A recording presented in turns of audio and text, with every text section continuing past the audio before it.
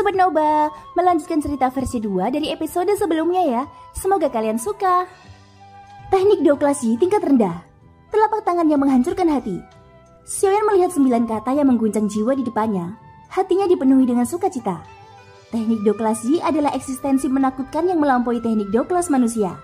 Teknik deo semacam ini adalah sesuatu yang bahkan kaisar asal yang lebih kuat pun tidak akan melepaskannya. Apalagi hanya bandi elit seperti Xiaoyan. Memang ada cukup banyak harta karun di dalam cincin penyimpanan ini. Namun jika seseorang benar-benar membicarakannya, gulungan giok di tangan Xiaoyan saja sudah cukup untuk membuat semua harta karun di dalam cincin penyimpanan ini pucat jika dibandingkan. Dari sini orang bisa melihat betapa berharganya teknik deoklasi. Xiaoyan menghirup udara dalam-dalam. Dia perlahan-lahan meletakkan gulungan giok kembali ke dalam kotak kayu. Pikirannya sekali lagi menyapu seluruh cincin penyimpanan, berharap menemukan teknik deoklasi lain yang pernah digunakan Hemu, yaitu cakar penangkap surga. Sayangnya keberuntungan tidak berulang kali menimpa kepala seseorang. Seseorang harus mengandalkan tangannya sendiri untuk bekerja keras untuk mendapatkan kekayaan sebesar itu. Keuntungan Xiaoyan dari pertempuran besar ini telah berakhir. Xiaoyan tidak berkecil hati karena hal ini. Mampu menemukan teknik deoklasi yang dia inginkan sudah membuatnya puas. Sedangkan sisanya tidak masalah jika tidak ada yang lain. Bagaimanapun dia masih memahami prinsip menggigit lebih dari yang bisa dia punya. Hanya dengan mengetahui bagaimana menjadi terpuaskan, maka seseorang tidak akan dibutakan oleh nafsu. Ini juga merupakan sesuatu yang Xiaoyan selalu katakan pada dirinya sendiri di dalam hatinya. Waktu berlalu. 3 hari berlalu dalam sekejap mata di mata seorang kultivator. Setelah 3 hari pelatihan, aura Xiaoyan sekali lagi pulih ke puncaknya. Terlebih lagi karena panen dari cincin penyimpanan 3 hari lalu, kulit Xiaoyan tampak lebih cerah dari sebelumnya, dan auranya juga menjadi lebih kuat. Ketika dia melihat 2 lewo tua, Xiaoyan bertukar beberapa kata dengan mereka. Kedua lelaki tua itu juga tahu bahwa sudah waktunya Xiaoyan pergi. Oleh karena itu mereka tidak mengatakan apapun lagi. Yang bisa mereka lakukan hanyalah menunggu Xiaoyan memberi mereka kejutan yang diharapkan setelah pertemuan besar alkemis. Hehehe, baiklah, kamu bisa pergi. Ingat, kamu harus mengembalikan sang juara untuk berterima kasih kepada orang tua ini, ucap Luo tua. Mereka berdiri di udara. Luo tua dengan santai membuka lorong luar angkasa yang terhubung ke halaman luar. Xiaoyan mengangguk dan tersenyum saat mendengar ini. Tatapannya perlahan menyapu kedua senior itu dan senyuman hormat muncul di wajahnya. Dia menangkupkan tinjunya ke arah keduanya sebelum berkata, "Senior, aku akan pergi sekarang. Jika ada sesuatu yang aku butuhkan di masa depan, aku akan datang dan mengganggumu lagi," ucap Xiaoyan. Kingmu tertawa saat mendengar ini. Lalu dia berkata, "Baiklah, ini hanyalah masalah waktu," ucap Kingmu. "Apa yang kamu maksud dengan di masa depan? Kita sudah sangat dekat. Jika kamu merindukan lelaki tua ini, teriakan saja dari luar, dan dengan sendirinya aku akan menyambutmu masuk." Hahaha, ucap Luo tua. Xiaoyan tersenyum, kemudian berbalik dan melangkah ke lorong luar angkasa. Saat Xiaoyan memasuki lorong, sosoknya sekali lagi muncul di halaman bobrok di dunia luar. Melihat pemandangan familiar di dunia luar, mulut Xiaoyan membentuk senyuman. Pada akhirnya ini adalah satu-satunya tahap di mana dia benar-benar bisa menampilkan dirinya. Sesaat kemudian, Xiaoyan perlahan berjalan di jalanan kota liar kuno. Ketika dia mendengar percakapan orang-orang di sekitarnya, Xiaoyan hanya bisa sedikit mengernyit. Sudut mulutnya membentuk senyuman pahit. Saat ini semua orang sedang mendiskusikan masalah dirinya dan Modi yang berpartisipasi dalam pertemuan besar alkemis. Xiaoyan dan Modi telah menjadi 2 perbincangan di kota liar kuno. Namun sebagian besar kata-kata yang didengar Xiaoyan dipenuhi dengan penghinaan dan tawa dingin terhadapnya. Di mulut orang banyak, dia hanyalah seorang pengecut yang penakut seperti tikus dan tidak berani melangkah maju untuk bertarung. Xiaoyan tidak mau repot-repot menjelaskan hal ini. Ini karena semakin banyak dia menjelaskan, semakin banyak orang yang salah paham bahwa dia benar-benar pengecut. Daripada seperti itu, dia sebaiknya menggunakan fakta untuk membuktikan dirinya. Saat ini masih ada waktu sebelum pertemuan besar alkemis dimulai. Oleh karena itu, Xiaoyan berjalan di jalanan dengan kecepatan tetap sampai dia tiba-tiba diganggu oleh keributan yang tiba-tiba. Di ujung kerumunan, terdengar suara rumah dihancurkan. Xiaoyan awalnya tidak peduli dengan hal tersebut. Bagaimanapun, hal semacam ini sangat umum di benua ini. Dia tidak perlu mempedulikannya, apalagi melihatnya. Namun saat Xiaoyan terus berjalan tanpa mempedulikan apapun, sesosok tubuh turun dari langit. Jalan kapur di depannya dengan paksa berubah menjadi tumpukan debu. Sosok itu mendarat di tanah dengan menyedihkan. Tanpa memperdulikan luka-lukanya, Sosok itu dengan cepat terbang lagi seolah-olah ingin melarikan diri untuk hidupnya. Namun saat sosok ini terbang melewati Xiaoyan, langkah kaki Xiaoyan yang awalnya tidak tergesa-gesa tiba-tiba terhenti. Dia berdiri di tanah dan menatap lurus ke depan. Senyuman perlahan muncul di sudut mulutnya. Hahaha, tanpa diduga, aku bertemu dengan seorang teman lama saat aku keluar, ucap Xiaoyan. Setelah suaranya terdengar, 4 sosok manusia lainnya dengan cepat terbang melewati ruang kosong di atas kepala Xiaoyan. Mereka mengejar sosok yang melarikan diri itu. Kecepatan mereka yang menakutkan menyebabkan kerumunan di bawah tanpa sadar terhempas ke tanah oleh badai yang datang dari depan mereka. Mata semua orang menunjukkan keterkejutan setelah melihat bahwa Xiaoyan aman dan sehat di bawah badai. Setelah beberapa nafas, 4 sosok manusia muncul 1000 kaki di depan Xiaoyan. Mereka saat ini sedang mengelilingi pria parubaya yang tampak menyajikan dengan bekas darah di sudut mulutnya. Semua rute pelariannya telah ditutup oleh keempat ahli bandi ini. Pria parubaya ini tidak lagi punya cara untuk melarikan diri. Hahaha, kamu sangat pandai berlari. Jangan berhenti, lanjutkan berlari. Aku ingin melihat kemana kamu bisa lari. Bandi bintang 3 sebenarnya ingin melarikan diri dari kami berempat. Apakah kamu tidak melebih-lebihkan dirimu sendiri? Hahaha, ucap salah satu sosok yang mengepung itu. Yang terkuat di antara keempatnya adalah seorang ahli bandi bintang 4 tingkat menengah. Dia mengungkapkan ekspresi mengejek ketika melihat pria parubaya yang tampak menyajikan itu. Kinzong, jika kamu bijaksana, aku akan menyarankanmu untuk menyerahkan undangan kolam petir kehampaan. Selama kamu tunduk dengan patuh, aku menjamin bahwa aku tidak akan membunuhmu. Kalau tidak, aku pasti tidak akan berbelas kasihan, ucap orang sebelumnya itu. Dari kelihatannya, dia merupakan ketuanya. Setelah suaranya terdengar, sosoknya tiba-tiba melesat ke depan. Tangan kanannya terbuka dan dengan keras menghantam dada Kinzong. Dia tidak bermaksud memberi Kinzong kesempatan untuk berbicara. Ekspresi Kinzong berubah drastis saat melihat ini. Dengan kekuatan dan kondisinya saat ini, dia bukanlah tandingan orang di depannya.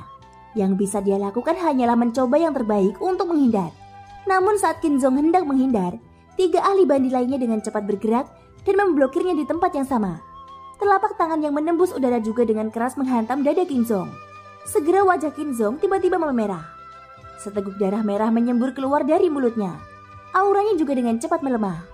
Namun saat ketua kelompok ini hendak memberikan serangan telapak tangan kedua pada Kinzong, sebuah cahaya tiba-tiba muncul di antara keempat orang itu.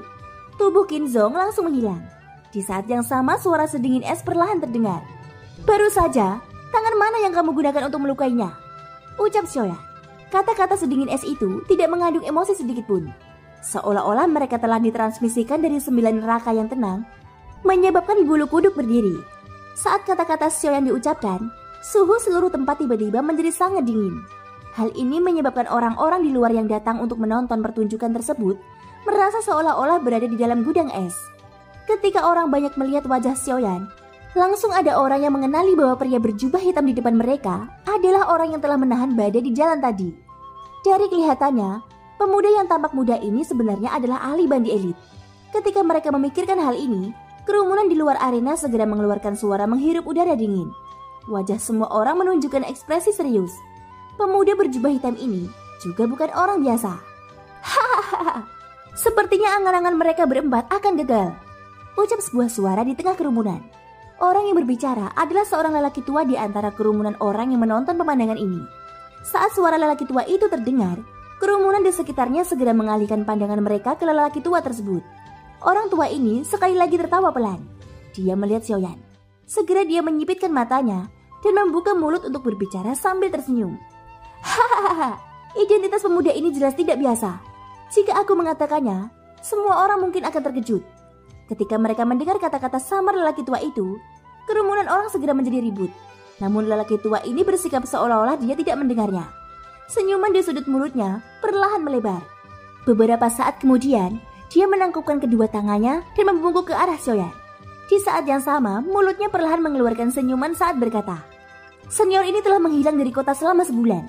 Dia juga orang yang dibicarakan dan diejek semua orang selama 1 bulan ini. Dia adalah sumber utama dari pertemuan besar alkemis yang ditunda secara paksa. Yan Xiao," ucap lelaki tua itu. Begitu ketika kata-kata ini keluar, rasanya seperti sambaran petir. Semua orang di luar arena tidak bisa menahan diri untuk tidak terkejut. Pemuda berjubah hitam yang menyelamatkan Kinzong dengan cara yang menggelegar sebenarnya adalah Yan Xiao. Seketika semua orang mengalihkan pandangan mereka ke arah Xiaoyan. Bahkan keempat elit bandi itu juga memandang Xiaoyan dengan tatapan heran. Apakah pria di depan mereka benar-benar Yan Xiao yang telah menghilang selama sebulan? Xiaoyan tidak terlalu memperhatikan tatapan orang-orang di lapangan. Dia hanya memperlihatkan senyuman di sudut mulutnya. Dia memandang lelaki tua itu dan bertanya sambil tersenyum. Apa yang kamu bicarakan? Pak Tua, kamu benar-benar memiliki wawasan yang unik. Bagaimana kamu bisa tahu bahwa aku adalah Yan Xiao? Ucap Xiaoyan. Tuan, Anda terlalu baik. Bukan karena lelaki tua ini memiliki pandangan yang baik terhadap orang lain. Hanya saja aku cukup beruntung pernah bertemu denganmu sekali sebelumnya. Oleh karena itu, aku bisa mengenalimu. Ucap lelaki tua itu. Xiaoyan tersenyum dan tidak menanyakan pertanyaan ini lebih jauh. Tidak apa-apa jika dia dikenali. Itu bukan masalah besar. Namun fokusnya tertuju pada 4 bandi elit di depannya. Xiaoyan menunduk untuk melihat Qinzong yang lemah dalam pelukannya. Dia tidak bisa menahan diri untuk tidak sedikit mengernyit. Meskipun aura Qinzong lemah dalam pelukannya, hati Qinzong langsung menjadi bersemangat saat melihat Xiaoyan. Tubuh lemahnya dengan paksa memutar dan mencoba bangkit dari pelukan Xiaoyan.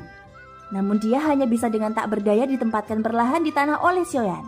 Saat Qinzong hendak membuka mulutnya untuk mengatakan sesuatu, Xiaoyan dengan santai memasukkan pil obat seukuran lengkeng ke dalam mulutnya.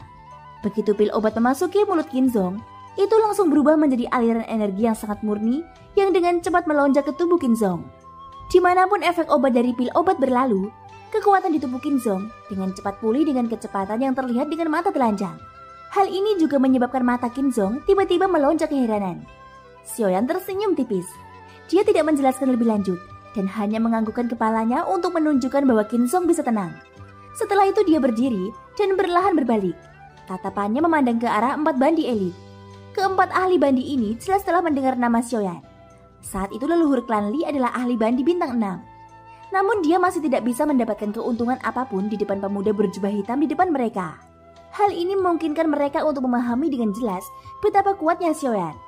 Namun sekarang mereka telah mencapai tahap ini dan undangan kolam petir kehampaan ada di depan mereka. Bagaimana mungkin mereka mau menyerah? Ketika tatapan Xiaoyan menatap keempat bandi elit, yang terkuat di antara keempatnya juga memandang Xiaoyan dengan ekspresi dingin. Dia membuka mulutnya dan menyeringai. Apa?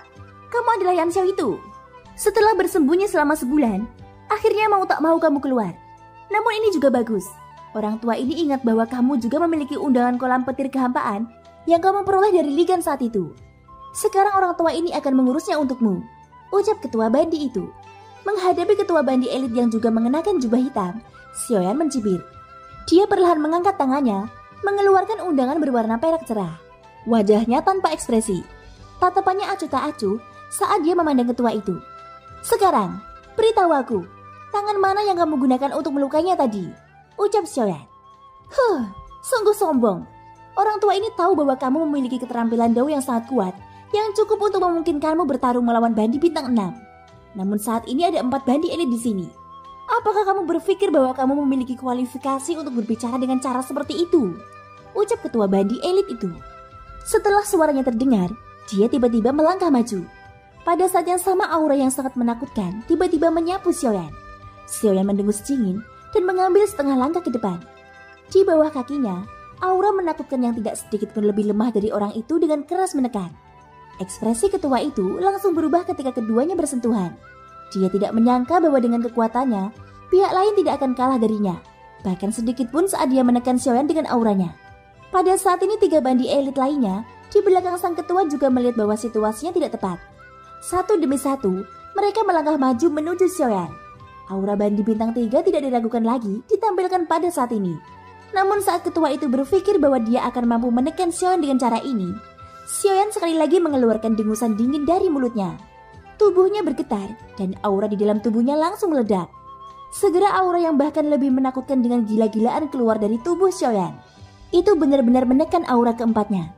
Saat ini, beberapa sosok sedang berdiri di tengah jalan yang dikelilingi kerumunan. 2 aura menakutkan yang sangat berbeda telah memenuhi area itu. Di hadapan Xiaoyan, 4 sosok menggunakan seluruh kekuatan mereka untuk menahan aura dan tekanan Xiaoyan. 4 bandi elit sebenarnya telah dikalahkan hanya dengan aura Xiaoyan. Setelah pertempuran ini, kemungkinan akan sulit bagi keempatnya untuk menempatkan wajah mereka di kota kuno liar. Pada saat ini ketua itu sedang melihat Xiaoyan yang memiliki ekspresi acuh tak acuh di wajahnya. Wajah mereka dipenuhi ketakutan. Semuanya merasa sangat kusyuk di hati mereka. Tidak peduli apa, mereka tidak pernah membayangkan bahwa kekuatan Xiaoyan akan begitu menakutkan. Mereka semua adalah bandi elit bintang 3 dan bintang 4 tahap menengah. Bahkan jika mereka berempat menyerang bersama, aura mereka tidak akan mampu menekan Xiaoyan sedikit pun. Apakah pemuda berjubah hitam di hadapan mereka benar-benar hanyalah bandi elit bintang 3? Jika demikian, mengapa kekuatan yang dia keluarkan tidak lebih rendah daripada bandi bintang 6? Pada saat ini bahkan mata banyak orang yang datang untuk menyaksikannya dipenuhi dengan keterkejutan. Yan Xiao sebenarnya telah menekan ketiga bandi dengan level yang sama sendirian. Selain itu, hal yang paling menakutkan adalah bahkan ada bandi bintang 4 di antara mereka.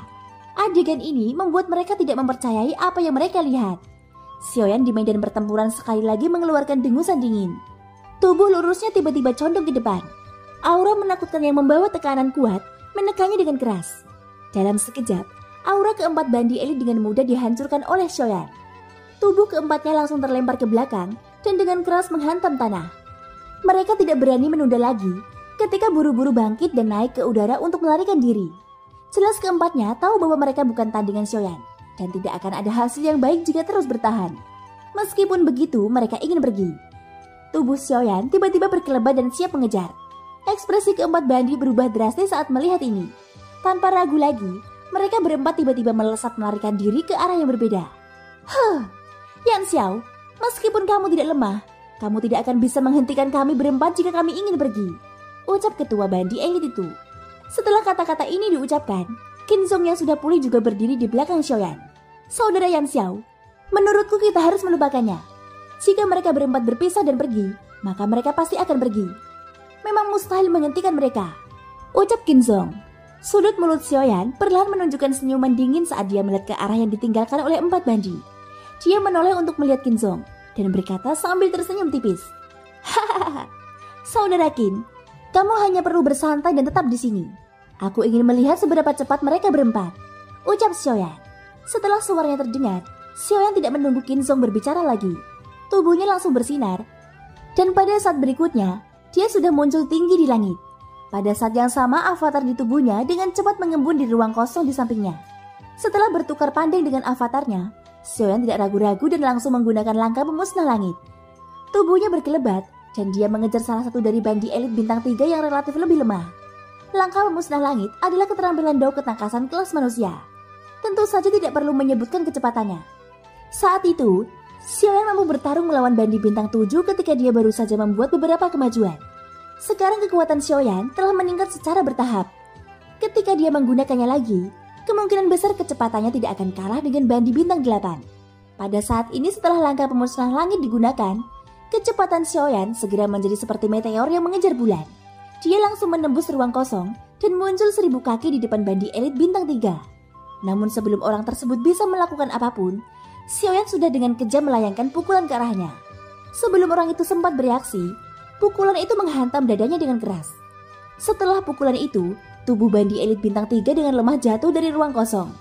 Pada saat berikutnya, tubuh Xiaoyan sekali lagi berkelebat. Setelah 2 pukulan berat berturut-turut, 2 sosok manusia lainnya jatuh dari ruang kosong seperti mayat. Mereka dengan keras menghantam tanah di bawahnya, menciptakan lubang besar sedalam beberapa kaki. Namun setelah ketiga sosok itu jatuh dari langit, ledakan yang mengguncang bumi tiba-tiba terdengar dari ruang kosong yang bahkan lebih jauh dari Xiaoyan. Suara ini bergema di seluruh langit kota liar kuno, menyebabkan ekspresi semua pakar di kota ini tiba-tiba berubah. Kekuatan yang terkandung dalam ledakan ini sungguh tidak lemah. Di bawah persepsi beberapa ahli kelas atas itu, mereka langsung mengenali bahwa ledakan ini disebabkan oleh penghancuran diri bandi elit. Di bawah ledakan yang mengguncang bumi, puluhan ribu orang di kota sudah terkejut. Semua orang merasakan kejutan yang tiada tara di hati mereka. Bandi elit sebenarnya telah menghancurkan dirinya sendiri di langit di atas kota liar kuno. Adegan ini langsung mengundang semua eksistensi kuat dari kota liar kuno. Dalam sekejap, banyak orang kuat yang keluar dari tempatnya menuju lokasi kejadian. Mereka langsung memperhatikan masalah tingkat bandi elit seperti ini. Adapun Xiaoyan, saat ledakan terdengar, senyuman di sudut mulutnya perlahan melebar. Ini karena ledakan yang mengguncang bumi itu disebabkan oleh klonnya. Agar tidak membahayakan kota kuno di bawah, Xiaoyan sudah dengan paksa menekan kekuatan di dalam tubuh klonnya sendiri. Kalau tidak, siapa yang tahu masalah besar apa yang akan dia timbulkan di kota liar kuno. Sudut mulut Xiaoyan membawa senyuman dingin saat dia terbang dan mendarat. Dia melihat lubang besar yang dalam di tanah di bawahnya. Tubuhnya bergerak dan kakinya ditendang dari langit. Dengan suara ledakan keras, lubang besar itu semakin dalam lagi. Xiaoyan yang berada di dalamnya dengan kasar melemparkan tubuh yang sangat lemah dari lubang besar dengan satu tangan. Dia melemparkan mayat itu ke depan orang banyak di sekitarnya, seolah-olah sedang membuang sampah. Aku sudah bertanya padamu, sebelumnya tangan mana yang melukai Qinzong? Karena kamu tidak mau memberitahuku, aku hanya bisa menebaknya sendiri, ucap Xiaoyan. Sekelompok api surgawi yang cemerlang tiba-tiba muncul di telapak tangannya. Namun saat Xiaoyan hendak menyerang, suara gembira yang familiar tiba-tiba terdengar di telinganya. Apa? Hahaha, Yan Xiao, jadi itu kamu. Kupikir sesuatu telah terjadi di sini. Hahaha, kamu benar-benar membuat lelaki tua ini mencarimu selama sebulan terakhir. Tangan Xiaoyan berhenti sejenak. Dia mengangkat kepalanya dan melihat ke atas. Saat ini langit sudah ditempati oleh puluhan sosok manusia. Selain beberapa sosok yang familiar, orang-orang lainnya menatap Xiaoyan dengan tatapan penasaran. Orang-orang ini adalah orang-orang yang datang untuk menyaksikan pertemuan besar alkemis. Terlebih lagi, kekuatan mereka semua berada pada level bandi elit. Hahaha, Ketua Guli, aku sangat merindukanmu setelah tidak bertemu denganmu selama sebulan, ucap Xiaoyan. Wajahnya langsung menampakkan senyuman saat melihat sosok manusia tua di langit kosong. Mulutnya juga tertawa terbahak-bahak. Ketika para pakar kuat itu mendengar bahwa orang di bawah sebenarnya adalah Yan Xiao yang telah menghilang selama sebulan, mereka semua tidak bisa menahan diri untuk tidak mengungkapkan ekspresi terkejut. Segera setelah itu, saat mereka saling memandang, mereka juga mendefinisikan kembali gambaran Xiaoyan di dalam hati mereka. Dunia luar selalu mengatakan bahwa Xiaoyan tidak berani berpartisipasi dalam pertemuan besar alkemis karena dia penakut dan lemah. Namun hal ini hanya diketahui oleh orang biasa. Untuk orang-orang di level bandi elit itu, mereka tidak percaya sedikit pun. Namun mereka selalu sangat penasaran dengan hilangnya Xiaoyan secara tiba-tiba di dalam hati mereka. Pada saat ini ketika mereka melihat Xiaoyan lagi, semua orang secara alami memiliki kesan yang baik tentang dia di dalam hati mereka. Guli juga tersenyum saat mendengar ini. Tatapannya kemudian tertuju pada lelaki tua yang sudah tidak berdaya di samping kaki Xiaoyan. Ekspresi aneh muncul di matanya.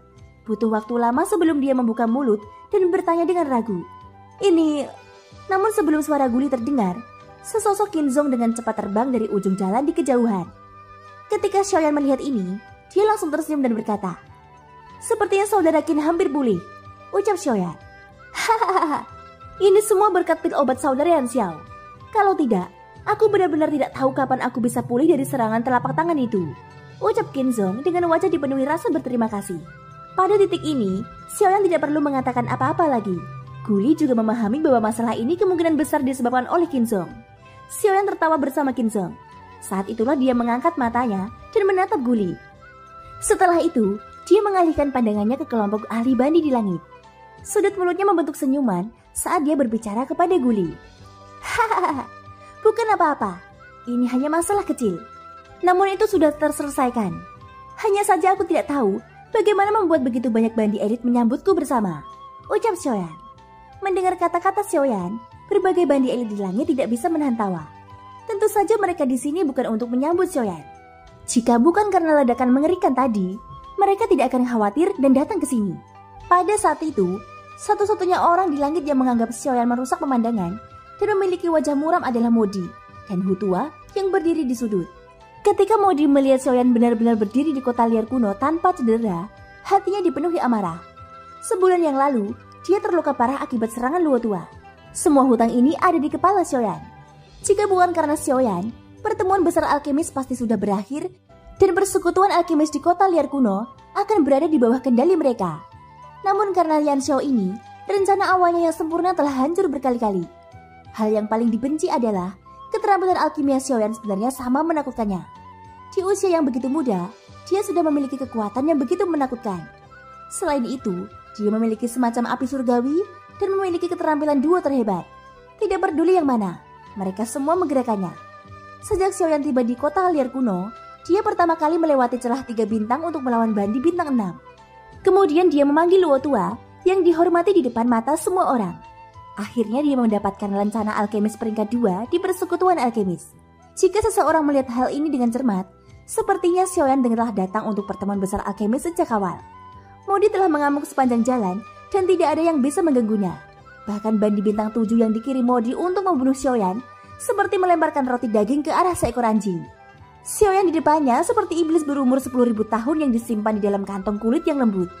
Bajingan! Jadi bagaimana jika dia sudah kembali? Saat pertemuan besar alkemis dimulai, lelaki tua ini masih akan mengalahkanmu di bawah kakiku, ucap Modi dengan marah. Dibandingkan dengan Modi, Hu tua yang berdiri di sampingnya melihat segalanya dengan lebih jelas daripada dirinya. Dari pandangan pertama pada Xiaoyan, dia sudah merasakan bahwa aura Xiaoyan telah mencapai puncak bandi bintang 3 tahap akhir. Dia hanya selangkah lagi untuk menjadi bandi bintang 4. Modi, apakah kamu menemukan sesuatu yang berbeda tentang Yan Xiao dibandingkan sebulan yang lalu? Orang tua ini terus merasa ada yang tidak beres dengan dirinya, ucap Hu tua, mengirimkan transmisi suara ke Modi di sampingnya. Mendengar itu, Modi juga sedikit mengernyit. Karena Hu tua berkata demikian, dia lebih memilih mempercayainya daripada tidak. Segera Modi juga buru-buru mengalihkan pandangannya ke arah Xiaoyan. Dengan pikirannya, kekuatan jiwanya menyebar dan dengan hati-hati mengepung Xiaoyan. Xiaoyan yang sedang mengobrol dengan Guli dan yang lainnya merasakan kekuatan jiwa yang samar-samar terlihat di sekelilingnya. Namun sudut mulutnya perlahan melengkung menjadi senyuman dingin saat dia membiarkan kekuatan jiwa Modi perlahan menyelimuti tubuhnya. Setelah melahap dan menyempurnakan kekuatan jiwa Heimu, kekuatan jiwa Xiaoyan saat ini tidak lagi lebih lemah dari Modi. Oleh karena itu, mustahil bagi Modi untuk menyelidikinya tanpa terdeteksi oleh Xiaoyan. Hahaha, Yan Xiao, karena kamu sudah kembali, sekarang saatnya pertemuan besar alkemis dimulai. Lagi pula banyak dari kami yang telah menunggumu selama sebulan, ucap Guli. Setelah mengobrol sebentar, Guli mengangkat matanya untuk melihat ke langit. Ini sudah tengah hari dan memang sudah waktunya rapat besar dimulai. Ketika kata-kata Guli keluar dari mulutnya, bandi elit di belakangnya segera menjadi berisik. Mereka telah menunggu selama sebulan hingga Xiaoyan kembali dan berpartisipasi dalam pertemuan besar alkemis. Sekarang waktunya telah tiba dan semua orang sudah berada di tempatnya.